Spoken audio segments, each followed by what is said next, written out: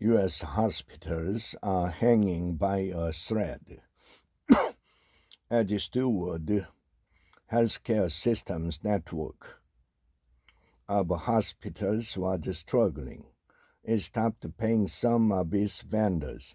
One of those vendors was a supplier of bereavement boxes, the tiny cases used to transport the remaining of newborns who don't survive.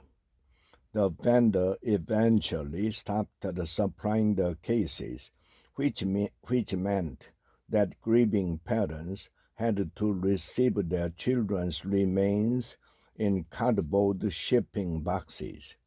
That story told by a nurse at a congressional hearing looking into Stewart's bankruptcy has stuck with me as a heartbreaking example of just how severely some of America's hospitals are struggling, even as the U.S. healthcare system absorbs shocking sums of money from patients and taxpayers.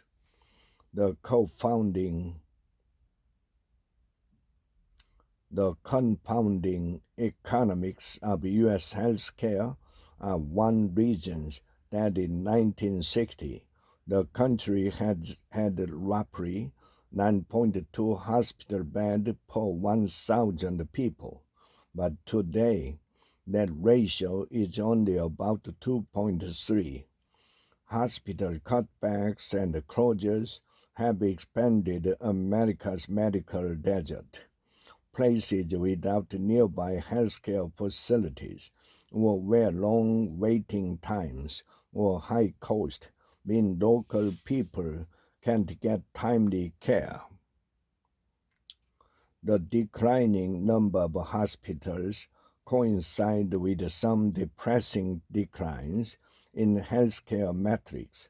In 1980, the U.S. had a similar life expectancy rate to its peer countries, but over the last 40 years, we've fallen behind. And in the past 20 years, our maternal mortality rates have also turned in the wrong direction. The U.S. has to figure out a way to get more bang for its healthcare buck, and that means preventing more hospitals from closing. That starts but does not end with protecting our hospitals from the kind of private equity predation